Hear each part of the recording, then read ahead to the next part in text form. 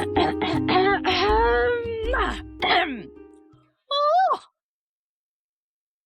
the big black bug bit the big black bear. The big black bug bit the big black bear. Now, you're probably thinking that I've lost my mind. I have not. I'm practicing my diction. And I doing it on my own sounds like a weird hot mess, right? But it works. There's something to it. And I, myself, do not know what I'm talking about as much as our guest does today. So that is why I will leave the bugs and the bears aside. And I'm going to start talking about something interesting today. The permission to be seen and not only heard. But Marta Spirk is a strategic speaking advisor. And this is the gorgeous woman sitting next to me today. She's a TEDx speaker, best-selling author, and professional singer who helps women entrepreneurs leverage speaking, storytelling, and visibility as tools for authority, business growth, and thought leadership. Through her coaching programs, keynotes, podcast, award-winning book, The Empowered Woman, The Ultimate Roadmap to Business Success, Marta helps clients refine their message, develop signature talks, and communicate their expertise in a way that creates meaningful opportunities for them on stages, podcasts, in the media, and within their businesses. And what are we talking about this month? Women in business. What could be better than to have her on as a guest today, right? So she's known for blending business strategy with performance techniques. Marta supports women in becoming more compelling communicators while building visibility, influence, and deeper audience connection. This is the Raw Onion podcast where we peel it all the way back. And today we're looking at the permission to be seen, with the absolute expert in guiding us on just how to give ourselves that permission.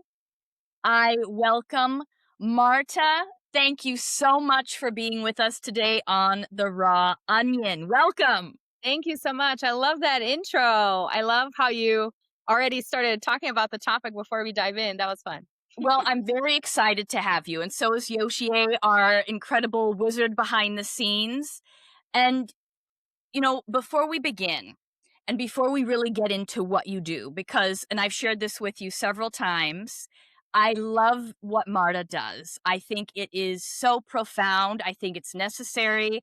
And it is something that we collectively do not speak on enough. And the ironic thing is, it's something we all do every single day is communicate, right? And show up in the world. And she is the one who really sort of gets people on track in terms of being mindful of how you're showing up. So before we get into what you do, I want to know who you were. What was your relationship like with your own voice growing up? And I mean that literally and figuratively. Tell us a little about how you got into the position you're in today.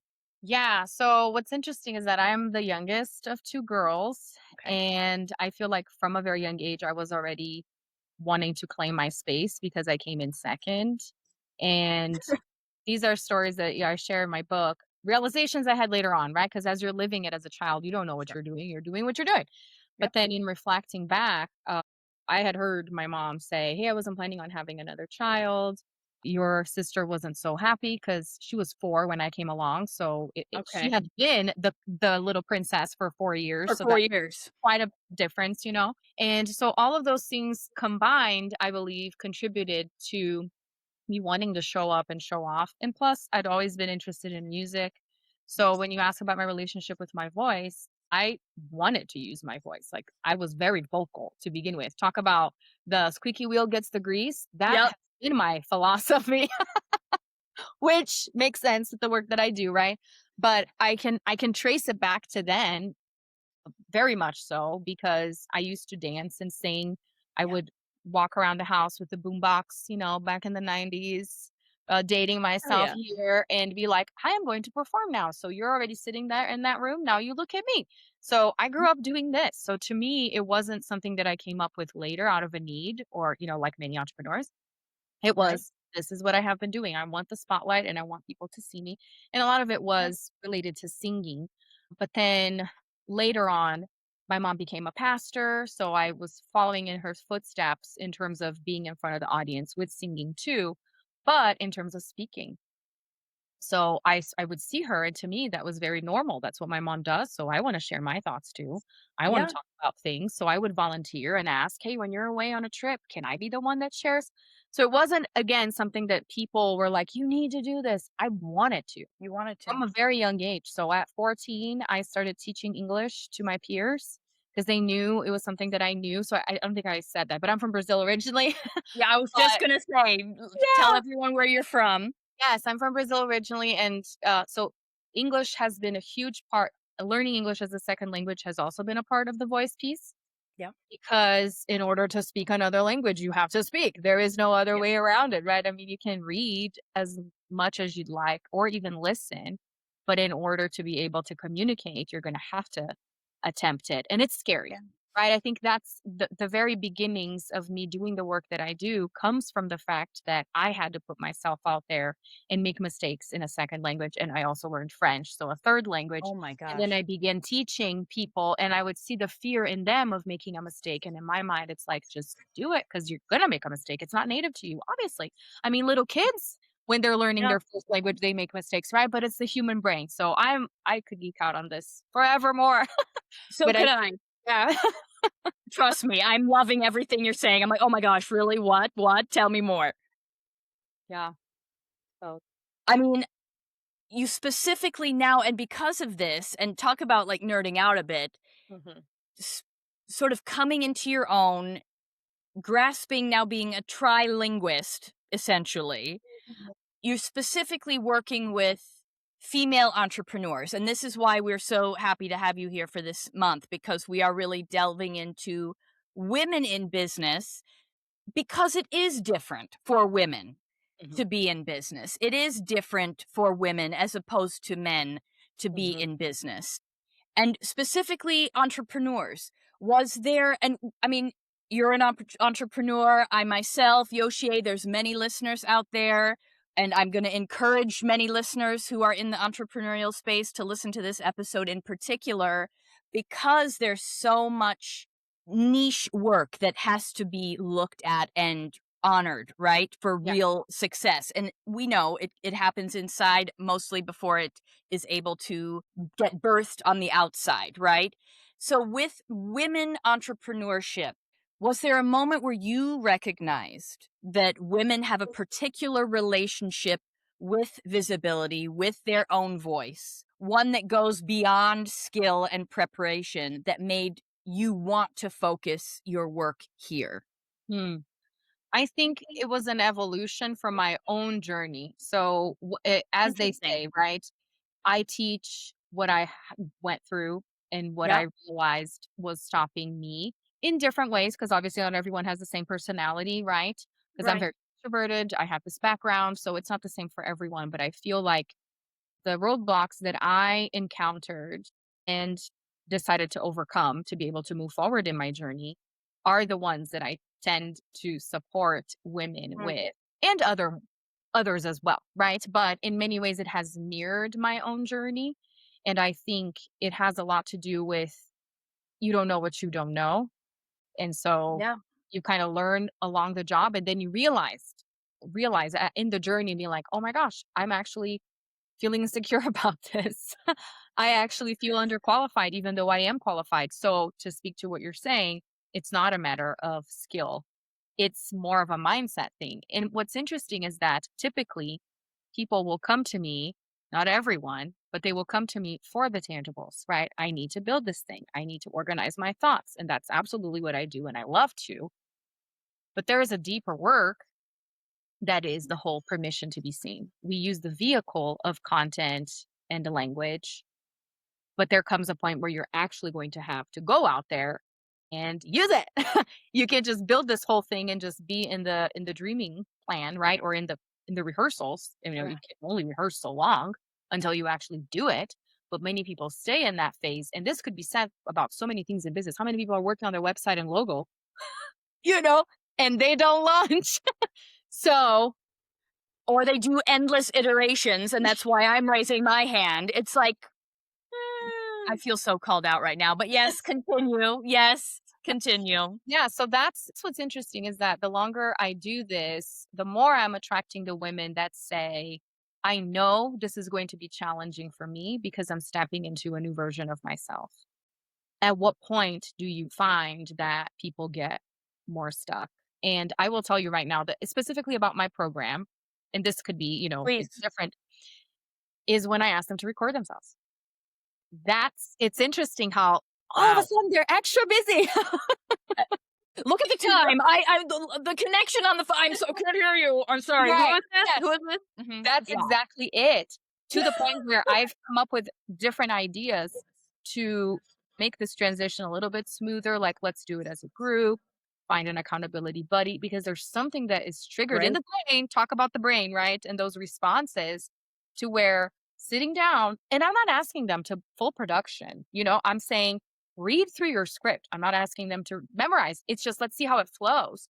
But knowing that somebody else on the other end is going to see it, which again, we're doing this whole thing to do it in front of people, you know? Yeah. It's incredible how our brain is so resistant to that vulnerability and the criticism, because that's really what it is. We start seeing the vulnerability as Criticism. something unsafe, right? So, how can you put yourself out there if it's not safe? This is so wild because last week and this weekend and you know this, I've been very excited to have you on because this is such a relevant conversation and the topics for where we are right now just collectively. Mhm. People's voices, women's voices, Yeah. figuring out how you want to utilize your voice, what is it going to be used for. And so I did a bit of a deep dive, and actually the research exactly to what you're speaking to is kind of striking because the studies on gender, and let's go back to specifically women identity for a minute, it shows that women's brains show measurably higher amygdala activation than men's. And the amygdala is your threat detection center, basically. It's this tiny little seed in your mind that lights up. It will tell every other part of your body, run, the fawn, freeze, or flee, right? Uh-huh. Ours is overly and higher measurably consistently than men's. Wow. So that threat detection center in response to, let's say, self-promotion, Mhm. visibility, we operate completely differently than men do. Hmm. And this isn't hardwired biology, it's conditioned Mhm. neurology. Yeah. So women have been socially and culturally trained to take up less space Yeah. and have real, like, we think there's real social consequence to Mhm. speaking up. The brain learned being seen equals being a target. So when a woman hesitates before pitching herself for a speaking opportunity, before posting her expertise publicly, all of the things, right? Before asking for the stage, which they absolutely deserve to take, that hesitation is that first thing that comes as this confidence problem or the perception of a confidence problem, Right. because ultimately it's a survival response. Yeah. So we've placed this survival response now in a Mhm. totally wrong era. In 2026, we do not need that, but No. we've neurologically been conditioned.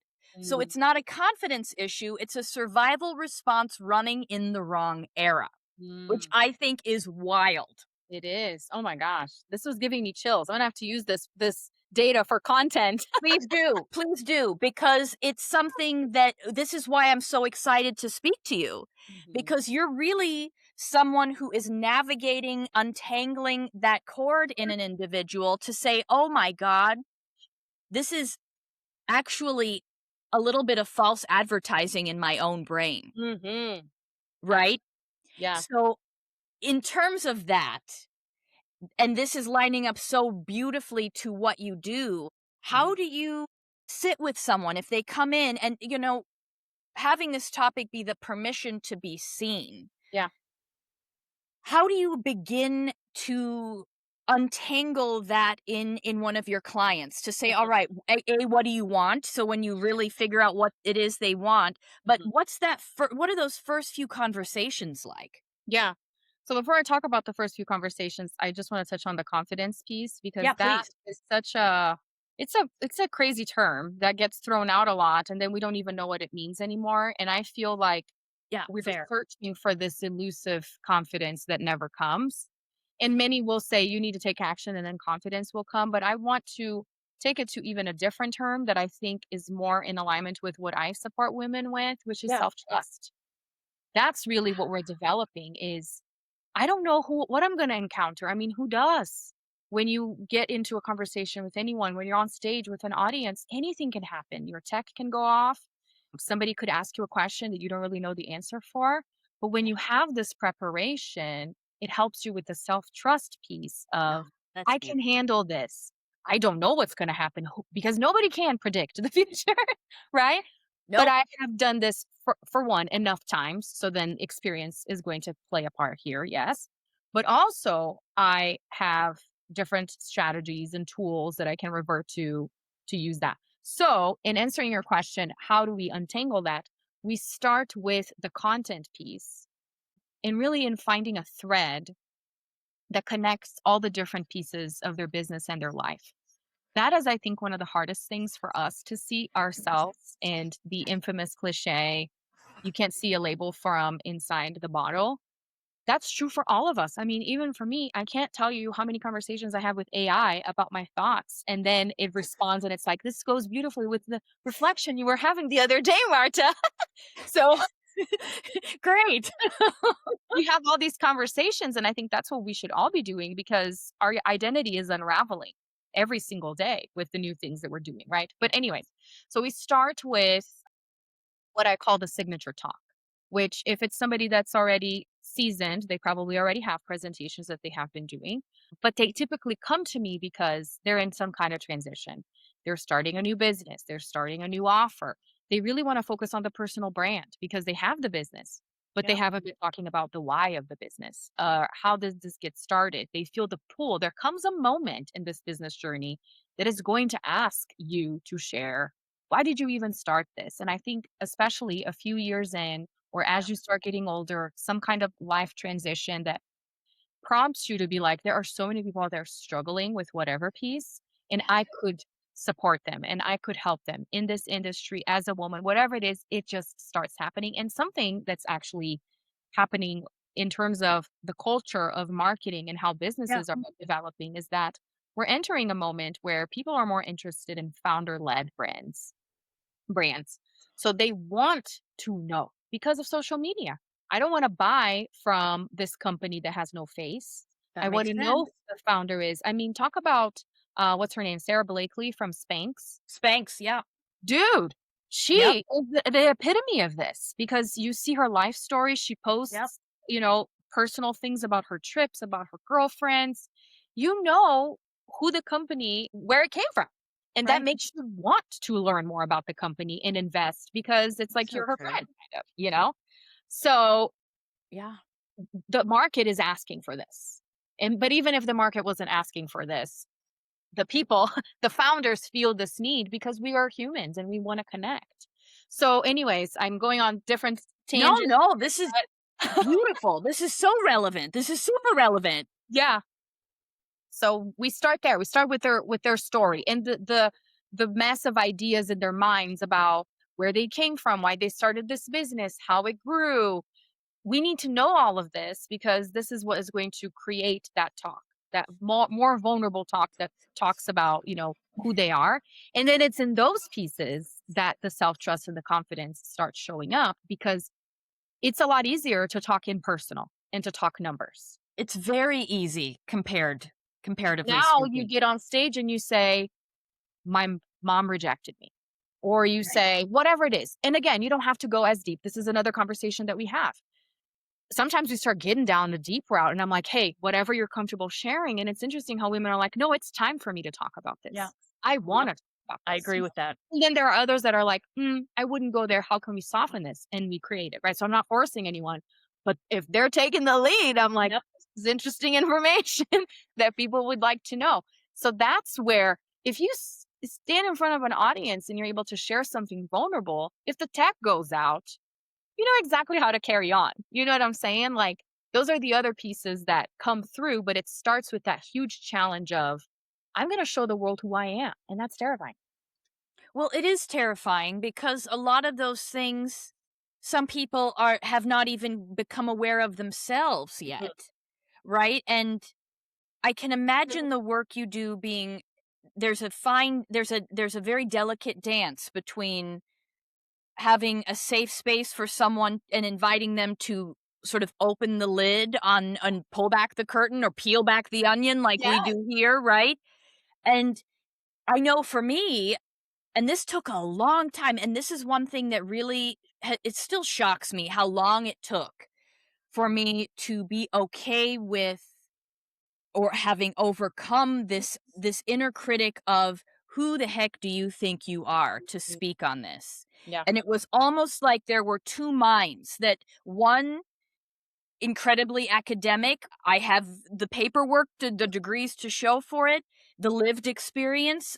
Yes, absolutely. And it was baptism by fire. I will say that on my soapbox all day long. It was hellscape of an experience, which I'm happy to own now. Mhm. But even then, right? And I don't think I think I'm one of millions of women. Right. Even then, I still have that voice in my head. Who the hell do you think you are Mhm. to speak on this? Why would someone want to listen to me? That internal critic. Yeah. Where do you think that actually comes from, that internal critic? And what do you say to that internal critic when you're with someone and you're seeing they're at that crossroads? I think it will never go away, honestly. And to speak, you're the neuro person, but what you were talking about, the amygdala, and Great. that this will never go I away know. I to some know. extent, because new level, right? They say new level, new devil. Typically, Yep. when you're Oh, doing yes. something that you've done before, you can then coach yourself and be like, hey, I done this before. I got this, right? But if Yeah. it's new, then you have to train yourself to say, I've done something similar in other arenas. Therefore, this can be applied. And then the repetition piece will help. But I always say, what is your next level of discomfort? So I play on this a lot with my clients because we all have one. I've done so many different features and appearances. There are people that don't sleep the night before they go on a podcast because they haven't done it enough. They haven't done enough yet. I've done it so many times. That is not a point of, nervousness for me. However, if it were somebody specific interviewing me, that changes. I've What, done I don't pod- make you nervous? I what? I don't freak you out? Am I no, not but I mean, but let's intimidating? just say, Oprah invites me or whoever it is, there's more at stake, right? So then the nervousness piece comes into place. But that's what I say, like it's never going to go away. But I think for women, a lot of it has to do with their own stories and their own experiences, right? Some of the voices are not even theirs. It could be that parent or that teacher in the past, right? So a lot of like that inner child work comes into play, which is not something that I do necessarily with them, but that I think everyone should dive in or even have I conversations. do. So, but, and what I love about the format of my program, which has been a work in progress in supporting women, is that there's a group aspect. So you get to see this in real time in other women. And that is helpful to be like, I'm not Beautiful. broken and the only one that feels this way. They're feeling vulnerable too. So recently we actually had somebody that I reviewed their video in front of the group. And I Okay. had done this before, but she was new in the group and she was like, Okay. oh yeah, we're doing it Okay. now. And I was like, no, that's totally fine if you don't want to. She's like, no, that's fine. I'll take up the Yep. challenge. Good. But it was vulnerable for her.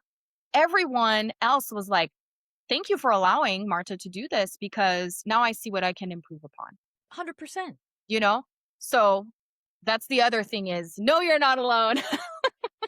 I love that you bring this up because this is a beauty, and at some point let's touch on how you and I met, Yes. and this is sort of goes into this beautiful thing of camaraderie of, Mm, and again, listen, entrepreneurship, business, yes, it's inherently, there's a competitive nature, yeah. it's a high risk situation, there are a bunch of truths to all of that, but the other side of that coin is this this incredible weight that is lifted off your shoulder Mhm. when you understand that you are not alone in this and Mhm. people are building at the same level. Maybe they're a few steps ahead of you, maybe a few steps behind you, Mhm. but this is the speaking element, this presentation of self is something that every single one of us will face at one point in the journey. Yes. And that alone, and when you see it, to your point, when you see it amongst other women, since that's sort of the breadth of our topic Yep. today, it's incredible what it does to the psyche. Yes. It truly is. So I love that you bring that up. And even for women who gather in a communal space every couple of weeks or who get together and who share, you're letting it, you're giving it and putting it outside of yourself, and you're realizing that it really isn't belonging to you. It's Yeah. just a design of the body, right? That we can architect ourselves. And Yeah. there's this voice identity connection, Marta, before we go on, because I and I'm not even looking at my questions because I already know what I want to ask you, but there's this thing that what you're bringing up too, it's fascinating with the neuroscience dimension. Let me bring this up because the voice is the only instrument, and I'm sure you know this, but this just for our listeners. It's the only instrument in the human body that is simultaneously controlled by both the voluntary and autonomic nervous systems. Mm. So it means that when we are dysregulated in any way, nerves, anxiety, anything, stress, when the nervous system is in threat mode, and don't forget that amygdala, that's what's lighting up, right? And go back to what we just said, that's stronger and louder in women in business than it is in men. But when this nervous system is in threat mode, the voice literally changes. The pitch rises, resonance drops, breath shallows, so the voice becomes thin, right? We're you can tell when someone is dysregulated. This is why nervousness is immediately audible. The body is communicating its state before a single word is chosen. So for women who have learned that being heard is a risk, that again, it's conditioning as the default setting. It's not stage fright, but it's the nervous system doing exactly what it is meant to do. It's learned to do it. And that's why this work that Marta does is so critical, Mhm. to have that other ear, to have that other guidepost outside of yourself come in, Mhm. to call it out and gently say, wait a minute, all of the magic that Marta does. Do you resonate with this? Oh, yes, absolutely. And I think that's one of the biggest transformations that I notice, but also women notice in themselves after the months of working together is how different they're showing up, like how they Yeah. feel more at ease. Things that before they would say no to, now they say yes. I have a client Hmm. specifically that said her VA noticed it. She was like, "You did that in 15 minutes? It used to take you weeks to create whatever it was, I think a video." Yeah. And so because you get to that point, sometimes you don't notice it, but if you track back, and I noticed this with myself with like Facebook lives that I used to do in the very beginning of my business when I Yeah. show up, Tell I, s- me. I sounded like this. Hi guys, how are you? And now Interesting. I show up different because I'm excited, because I understand the importance of my inflection, because I feel a lot more confident and in control myself. Right. So Yeah, it shows up. sure. It shows up in the tone, everything that you said. I totally resonate. Isn't that wild? It is. Now, let me ask you, before I ask you another question, during your early day Facebook Lives, Mhm. were you, or can you remember, were you nervous? Were you a little, and compared to now, today, how does that feel in your body if you were, can just the two versions of Marta? Yeah, I think I was definitely more nervous, and also because I didn't have as great of a grasp on the content that I was going to share. Because it's that thing of, the trigger of let me record this. And now the world is watching, which is like what, two people that are going to be tuning in, but the world is watching. It doesn't And matter. you're For dramatic effect, it's the y- world, yes, okay? exactly. And now you goes into panic mode. And then you forget your points, which is exactly what could happen on stage, right? So I Yeah. think there's a lot of that. And now knowing content so much better, it's a lot easier for me to have a 5 or the rambling, right? So something that could take me 2 minutes to say in a video, which would make it more appealing to somebody watching than a 10-minute video or more. Now I'm able to do it because before it's like, let me get to the point. Let me, greet everybody that's on and do all of these things. So I think it's a lot of the experience piece as well and being more in tune with my content that Yeah. makes it all the difference for sure. So how do you know if you're in tune with your own content? Or let's say there are women out there who have a grand idea.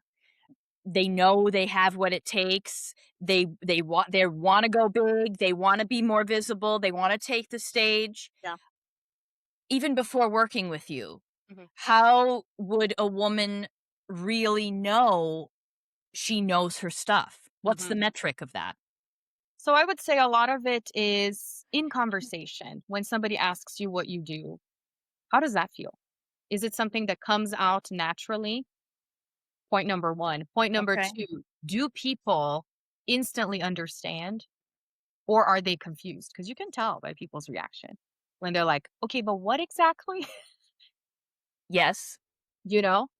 I So know. that's And I'm not gonna interrupt you, but I know because you actually called me out on this. The first time we were chatting, and she has every right to laugh. We were having a great conversation, and we had not spoken before. And I literally, this is what I'm thinking of right now, Marta. And you asked me what I did, and I said, "Oh, I'm doing this and this and this," and you're like, "Okay." And then I thought about it, and I was like, "Well, if a company can't restructure their environment, then I give the employees the opportunity to restructure themselves." Oh, and immediately Marta's eyes lit up and she said, "Now, okay, now I'm invested." And she was very honest with me. She's like, "Before I thought this was your client. Now it's a total 180 because I mean, again, sh- she's a masterful person at what she does. I'm just telling you folks, called out in the best, most supportive way because you nailed it, right? There was a line that you understood, and then there was a 5 minute spiel or whatever that you were like, "Great, good, all right." right. Which is also very normal, by the way. And I have been very Thank you. guilty of this too. But then Thank there you. are the people that won't admit to it, which sometimes can be trickier, that are like, oh, yeah, confidence rate 1 to 10 on how to explain what I do, 10. Does everybody understand what you do? Yes. And that could be true. But there are some that think that their perception of themselves is not in alignment with the world's perception of themselves.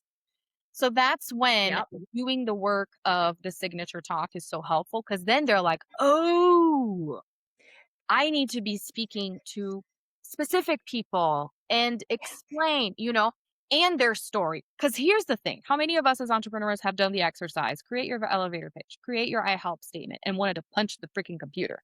Because I hate that question. Yes, so you're right. you get nowhere, right? You do not.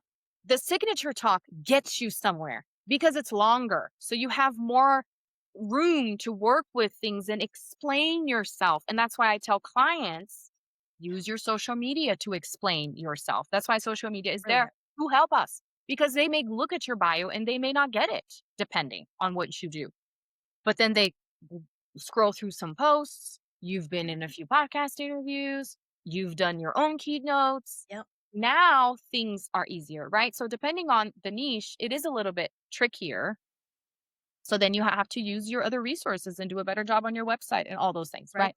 But to answer your initial question, even the people that say, I have it down, there's always improvements because we're constantly changing. So we can add better language because sometimes, even Yeah. if we're doing something similar, like my case, the focus changes just a little bit, right? There was a time that I was really focused on helping people get on TEDx. That's Right. not really something that I focus on a whole lot. I could still talk about it and help people with, but that's not what I lead with, Right. right? So then what you see on social media is not a bunch of posts talking about TEDx, even though that's something I can help you with, right? Yep. So things evolve. So you're playing, and that's why I love languages because it's always alive. It's always changing. I mean, talk about teenagers and their slangs that we don't understand. It's like they're speaking a different language. And They mind are. you, this woman powerhouse entrepreneur has triplets, just as a side note. So, like, language on all scales. Oh my gosh, yeah, it's been interesting because now they're bringing these words, and I'm like, what does that mean?" Oh, the other day, my daughter was saying, whatever it is to say that an outfit is it used to be slaying, right? You're slaying, now it's slapping, I guess. Oh Your god. outfit I was slapping. just getting used to sleigh. So, okay, well, It's I'm just 98 years old, apparently. yes. So, yeah, I mean, that's the thing. Just learn to be in love with language, you guys. Learn to be in love with communication because you need it.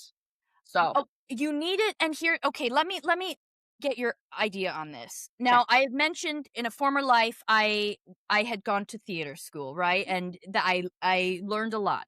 One of the lessons that we did often is going back to words language, right? We would get assigned maybe one or two texts, one or two sentences from a Shakespearean play. And Shakespeare, you have to speak phonetically, right? So it's a different mouth feel. It's the way a word it feels in the mouth. And we would spend maybe 2 or 3 hours, sometimes pretty brutal, Oh, on one line. And we would say it over and over. Yeah, thank you. It was a lot, right? They didn't mess around. And the point of it being, and this is where I want your expertise to come in, because the point was, you say these words so deeply in your it, so you can feel the vibration in your mind, or your mouth. You can feel it really in your throat. You feel the words in your body, mhm, and how those words vibrate even gives you a different feeling of what the meaning of those words is and or are. mhm. And really, it was such a profound, maybe I was just exhausted after 3 hours and I started crying, but, you know, at some point, those words, the word love, right? I mean, even that brought me to tears, because Mhm. if it can really vibrate in your body. Yeah, And what is that real meaning of love? It's not just logic or theoretical anymore. It's a full body experience. right. So I would love to love love to get your opinion on that. Mm, On when people are learning to be more visible, they're learning to use their words, their and how this whole mechanism connects. mhm. When they're working with you, do you find that that is something that is almost transformational for some people when they understand the power of those words? Absolutely, and I think it's very psychological as well Oh, because yeah. it's you uttering these words and believing these words, right? When somebody says something to you, like, "You're awesome, I love you," it doesn't do the same as you thinking that you're awesome and you love yourself, and it's not the same as you being able to say the words, right? So, and that's why this is so Yes. challenging, and that's why people run away from it. But that is also why it expedites the process of the self trust, because whatever, if you take it to an more intense level, you're going to get faster results, right? You're going to expedite the process. And that's why we Of run away course. because Yeah. we want to be uncomfortable, you know. But if you're willing to be uncomfortable, then you get to that point of, oh my gosh, I actually am this powerhouse that I'm describing. Yeah, You but that know? exactly. Yeah. And people feel it. Then that's the other thing. And in many ways, it is like a performance, not in a fake way that I'm playing Right. a character, The but it opposite. is because there's emotion. And that's Authentic emotion. authentic emotion because it's your own story. It's So your you're speaking with authority, right? So that's one of the things that I work with clients too. Once we're moving later on in the process, when they get the content better, it's the fine tuning of pause here. yeah. Actually look Yeah. people in the eye when you're saying it. Ooh, it's uncomfortable. It's so uncomfortable to look at the audience in the eye. Because usually when you're nervous, you look at the sky, right? You look at the Or ceiling, you look at pretend the that they're naked, like right. block the reality out somehow. Absolutely. But then the more you do it, the more you want to make yourself uncomfortable to make the audience uncomfortable. Because when you're talking sales, you Girl, want to make them feel called out and be like, I need to talk to you after this. oh my god, I never thought of it like that because you're really calling their pain point out. Yes. Yes. You're a genius. No, really, this is you are. This is absolutely incredible Yeah. because, again, we're lining it all up Hmm. that it really does make sense, and you can understand that really the beginning, middle, and end of who you are, of what you want to sell, what you want to do, who you want to be, really it all really lines up with your voice and the moves that you're going to make with that voice. Yeah. It ends and it starts with you, and it starts and it ends with you, You which is know, uncomfortable because it's easier to blame somebody else, right? oh, well, society has mastered that, finger pointing, right? No one the word accountability, I don't know if it even exists in the dictionary anymore, Yes. frankly. But it's wild because what you're saying, I'm thinking back, and it's so true what you're saying. It's almost when the looking in the eyes, that resistance before this incredible feeling of freedom. Hmm. It's worth the uncomfortable moment. Yes. If you can push through, if you can break my whole analogy is I feel like sometimes if I'm stuck, I have like a glass wall in front of me. So I can Yeah. see the other end, but Mhm. I can't there's a something, right? If I can be brave enough to crack that glass down, that liberation is a million times more valuable than that moment of brief uncomfortability, Yes. which I Absolutely. believe is a lot of what you're saying, right? Yeah. It's worth it. It's worth it. It is. And the whole thing too, to touch back on the sales piece, because you really resonate Yes, with that, it really did. is that that's what it takes for sales. And we don't understand that because we think, oh, I can share my content and I can share about my expertise and not touch on that. You have to first if you have a business, because otherwise, what are you doing? Right. But also because communication is sales. I always say this in my presentations. I say, we're always trying to sell something. I'm trying to sell vegetables to my kids. I'm trying to sell eating out to my husband, right? We Yeah. are. Yeah, We're trying 100%. to sell. It doesn't have to be your coaching offer. We're trying to convince someone to All do, true. or sell the value, provide the value, whatever it is you want to call it. Okay. Because Uh, then people get so caught up and triggered that it's like, we can't even call sales anymore. It has to be sharing the love. No. the offer, yes, yes, yes. Okay, whatever it is you wanna Whatever. say, you need to talk about the uncomfortable thing, and when you talk about, I'm not comfortable in saying the price, right? Where do you think that comes from? I cannot say this amount. And then there's somebody else out there that's doing the same exact thing and charging triple. How come they're comfortable saying that Booked, amount? booked, booked, right. Yeah, what is the hiccup here? "Oh, it's because my heart is to help the people that don't have the means." We come up with excuses all of the time, when at the end is Oh you're god, not you're so willing right. to be vulnerable enough to get the no, or to be called out. That's all that it is, honestly. And it goes back to even saying a word. It's not even the sale piece, but it's all interconnected. Is what if I go out there and I forget the words? What if I go out there and somebody, God forbid, doesn't like what I speak on? Newsflash, there will always be somebody in the audience that thinks you could have done a better job. Yep. So, And maybe they think they could have done a better job, and I would exactly. invite them to come up and try, Yeah, exactly. right? It's really easy to judge someone that's Well, up it's real front. easy. It's real easy for the peanut gallery, and that's why I think that's something that, don't quote me, but if it's I think it was Brené Brown who said something to the effect of, I'm not going to take advice or any judgment from someone who has Mm, not been in the room with exactly, the or the same thing." arena. Yeah, So exactly, that's the yeah, analogy, and, that's totally it. I mean, couldn't truer words cannot be spoken, really, and wow, that eliminates 80% of the noise right there. There's a lot of chatterboxes out there who will be able to diagnose a lot of things, and they don't know what the heck they're talking about, so cut the noise. Sorry, folks, it's true, right? But, I mean, aside from that, I hate to be negative, but aside from that, it's Mhm, true. mhm.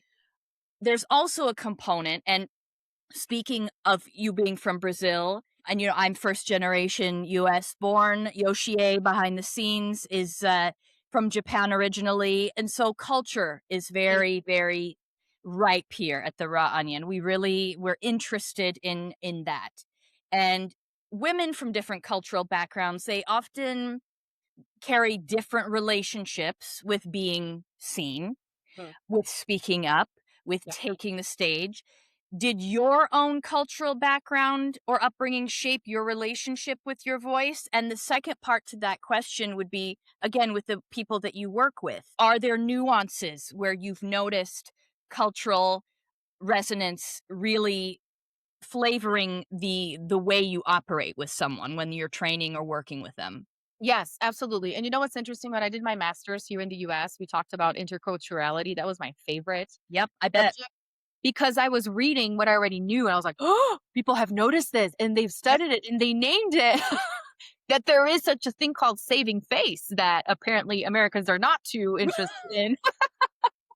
But You Latin think? cultures and, Asian cultures are more interested Yes. in, Yes. but which is good in some cases. I mean, everything, right? In certain situations, it helps create a better bond, but in other situations, it makes you not say yes to the things that are no and say no to the things that are yes. Which that is where Fair. I think that this has impacted me and where I believe the American influences have supported my growth is having a hard time in being upfront, wanting Sure. to explain. And it's funny because sometimes I will see Brazilians that moved to the US recently, like I'll see reels, it'll pop up because of the algorithm, and they're like, something that I want to keep from Yeah. Americans. When you say no, period, you don't have to explain why. Somebody invites you to something, you don't have to say, I, my aunt, my dog, my whoever is doing something. Uh-huh. That's why I can't come to your party. You just say, not available. Yeah. And it's magical because people won't even ask and they don't care. So, not they don't care, but you know what I'm saying? Like, it's culture. Yes, I do. Yeah. To me, it's like, "Oh, what will they think? This will end the relationship. I must have a good explanation." And then this transfers into business, right? I don't wanna continue with this coach. How can I explain my entire life and say, "I'm stopping the engagement and I'm not renewing," you know? Yeah. Yeah. It becomes such a burden. How much energy could we actually save without needing Mhm. to over explain? Yes. Because in the end, you're trying to manage people's reactions and responses and emotions, and we cannot. And Americans, for some reason, have figured that out faster. There's a lot of flaws in the American Yeah, character development arc, right. but this is not one of them. That's This is very not one of true. them. That's really good one. Like in the individualistic side of things, is I cannot control your response, but this is my decision, right? I have Yeah. decided to do this, period, as opposed to let me give you all the reasons. And again, for context, right? There are moments where you're going to have to explain yourself. But in general terms, it's such a social thing of there is a running joke in terms of Brazilians that if they say, hey, let's do something, let's get together, this means I will never talk to you again. Like, I won't call you. Don't expect. I'm just saying this to say, you know, like here, if you say, I'm going to call you tomorrow, most likely you're going to call him probably 5 minutes early. I mean, Americans, that is. And I would venture to say even in the European the continent or even the UK, that took me when I was living abroad, for school.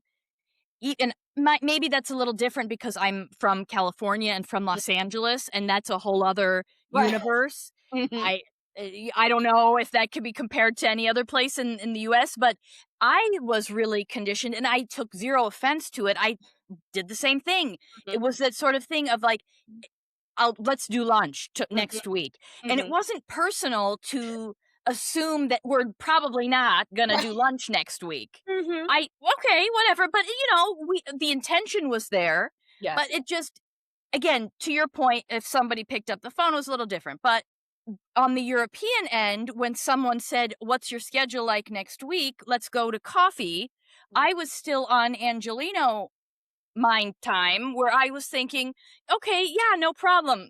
Not going to happen. Yeah. But then they would call and say, what time are you free next Thursday? And I was like, wait a minute, what? You meant that? Oh my God. Wow, how lovely. It was such a beautiful sort of Right. anecdotal thing that I had to get used to. And it's so Mhm. this, that alone is such a lovely cultural education It is. when we can open our eyes and our minds and say, okay, we operate with the same goal, but we operate a little differently Yes. for whatever reason, right? And I can nerd out on the sciencey version of why for Mhm. the next 12 hours, which I won't Absolutely. do. But I would come along with you. that I'm sure, like, it would be this ping pong match between the two of us of really being like, yeah, that's actually why, and this is why, and this is why. Mhm. But ultimately, it's that usage of time, usage of voice, and you really do come down to the brass tacks of it of usage of yourself, Yeah. right? How are you making the most of yourself? Mhm. And I think this cultural conditioning and this visibility shock, and like almost what you're speaking to with the Brazilian norm that you were raised with coming to the States, even knowing French too, that is activating a whole other circuitry in your brain, Yeah. right? But this general epigenetics of the voice, and it's showing us about inherited conditioning. And that's a neutral statement. There's no right, wrong, or in between about Right. that. That's just how we grow up. But it's when entire communities were shaped by gender norms, were shaped by cultural expectations, religious frameworks, class structures. We've encoded don't be too visible as a survival mode. We know that. But that encoding also travels forward. And we nerd out on that all the time here at the Raw Onion because it's not just a mindset we absorbed from our mothers or our caregivers. It's Mhm. biological default because it goes back to the nervous system, right? So Yeah. if visibility equals risk, you're asking the nervous system to override a protection program without giving it a reason to feel safe doing so. Mhm. And so a lot of, even this hesitation to go to lunch or even to pick up the phone, to speak, to get on a stage, let alone that, there has to be a sense of safety. Yes. And so as we're sort of wrapping up this incredible episode with you, Marta, how, when you're working with anyone from any culture, and you're bringing that signature story that really to open up someone's mindset of, okay, put it all out there, people want to listen to you somatically in the body, how do you prompt someone to find their own version of safety? Hmm. I think at the end of the day, it has to be boiled down. If I had to boil down to one thing, Boil it down, girl. it's the repetition. Hmm. And it's again how our brains are wired. When you do something so many times, it becomes more automatic. You stop Yeah. judging yourself, which could lead to mistakes, obviously, too. But there is less resistance. Oh, I've done this before. There is no risk. I've done it before and I didn't die. And you Therefore, I didn't can die. do it again, which means you can refine it too the more times you do it. You can be more intentional as well because now you've done it so much, you're not so worried about, am I going to forget? Right. And coming also from the musical background, when you are singing a song, for example, sometimes I am so nervous, especially because I do the national anthem so much, and that's nerve wracking because it's a It's a big cappella, one. hard, hard lyrics, hard melody, all the attentions on you, all the things. Yep. Sometimes there is that fear of, what if I forgot the words to this thing? Like there is a possibility in my brain, which I don't think there is, but there is that fear. I can It's imagine. so interesting how your brain automatically fills it in, even if you're not thinking. It's a wild phenomenon. And Wild. I have experienced it with speaking too, because one of the stories that I tell all the time is the beginning lines of my TED talk. So I repurpose it because I memorized it. Yeah. And sometimes I change the flow of my keynote where I put that story middle. So I've already been talking for a while and then I have to pause, kind of like put myself in character to Yep. that story. And sometimes I have noticed I'm like, oh shoot, how does it go again? you know? When you start thinking about it though, right? Yeah. Like, yeah. And then I'm like, I'm just gonna open my mouth because I've done this. It's that self-trust piece, right? And Yep. and how did it get to Yep. that point? Because I've done it so many times. that I'm like, I'm going to start talking and it's going to come back to me. And it does. And it does. And it does. So I would say repetition. A lot of us would love to skip that step because why can't I learn it in one day? You know, one of those things. What is if you could do one thing is I would learn to play the piano. I would just know how to play the piano. Because sometimes there are those people, right, that have some brain injuries and they wake up, Yes. wow, that's wow. We could geek out on that too. Oh They my wake god. up Next and they episode. and they can speak a language fluently or play instruments or whatever. It's like, but that's not how it works. You have to do the repetition. I mean, look at the Yeah. athlete or whoever it is that you admire. They're amazing. Yes, there's talent, but there's also lots of hours involved. Well, what did they say? Isn't maybe not for pro anything, it would be more, but I think wasn't it like 10,000 hours just to be able to confidently say I have acquired a new skill? I don't know. Something like, don't Yeah, quote me, but it's something like yeah, that, speaking exactly to what reinforcing what you're saying. yeah. It just takes time. It And takes for time. whatever reason, and I think culturally, this has been an issue with instant gratification, all of that, because Oh, back yeah. in the day, people were so much more used to, I mean, time was such a different concept of it takes Yeah. years to go visit somebody or months, you know, like it Yep. takes a whole year to harvest crop. So that has changed. But on the Yep. same hand, I think it's a human thing of what if it just happens faster than, Yeah. you Yeah. know, What you're mentioning is it's a big deal because most of what we do, we have no awareness of. And it's really wild. It's something around 95% of our actions, our behaviors is totally subconscious. So it was learned behavior, socialized. And as we know, as we talked about already today, those actions, whether it was ours or we inherited them or we were raised by necessary survival instincts, yeah. a lot of it is, and most of it is just, again, that to get the perception of safety, to get the perception of I'm going to survive, I'm going to make it. Mhm. So to override that, it's it that may how could it not be a repetitive Right. rewiring, right? Where Yes. you're really literally building new pathways in your Mhm. brain Yes. until that is the way your Right. river is flowing, and Yeah. it's so automatic that you're like, "Obviously, this is the way we're doing Right. it." Yes. It has to be reinforced. Otherwise, you're not gonna go that way, so No, and the I'm beautiful thing not wrong. right? I mean, it's crazy, though. And actually, I feel, even listening to you, more empowered because it's a nice feeling, even though a goal might be daunting, even though, Mhm. to say, "Oh boy, the TED stage. Whoa, I might as well get up and accept my Oscar while I'm there." Like, it's like, it's a lot. It But is. then when you're saying, "Wait a minute, yeah, but there's a method to the madness." Like, forget the stage for a second. What's going on here? What's the story? Mhm. Let's figure out how to rewire this, which is exactly what you do. And then I hate to use the word guarantee, but it's a guaranteed shift Yes. Yeah, if you don't give up. if you don't give up. Marta, you're blowing my mind here, girl. This is so fun. It's lovely. And so, I'm, listen, we understand your work is critical, crucial. Even for, frankly, even for people who do not have aspirations to get up on a main Yeah, stage, right? This is life skills. This is it negotiation. This is how you sit at a boardroom meeting. This is how you set up your boundaries when like, to your point, a no is a no. Period. There are ways to do that. I'm always coming from the school of thought where you can say anything you want. It just depends how you say it, absolutely. which is exactly where you would come in, right? So, I mean, tell us, how are we working with you?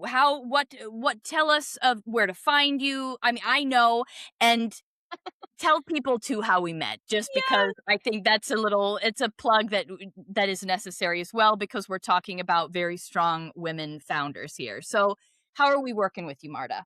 Yeah, so you can find me all over. So I practice what I preach. I am visible. Yes, Google she is. Marta Spirk, martaspirk.com. LinkedIn, Facebook, Instagram are my main platforms. I do have my podcast, The Empowered Woman, and my books on Amazon. I do have my original music that is also on iTunes and Spotify. So you Okay. essentially in all platforms, if you search Marta Spirk, you're bound to find something. You have like a screensaver on so I can put you on my laptop too? Like Yeah, I know. I need to create some merch. I did create some merch at one point for when I released not screensavers. I need to do that one. But yeah, you Okay, can think find about me it. there. In terms of working together, best place is to schedule a call with me on my Yep. website. So you go to martaspirk.com, you'll find a spot, work with me to book a time for us to talk, to tell me, what your Yep. goals are in terms of speaking, what have been your challenges, why aren't you getting there, and what is the main idea behind it? Like I Yeah. said, personal brand or whatever it may be, we can talk about that. And we connected via this amazing network of female founders called Entreprenista. So this has been an amazing group for me to grow into entrepreneurship and also to connect with women that are on the same journey of the founder-led Yeah. story, the personal brand. That's the entire group is women building something out of nothing, which is Yep. my passion.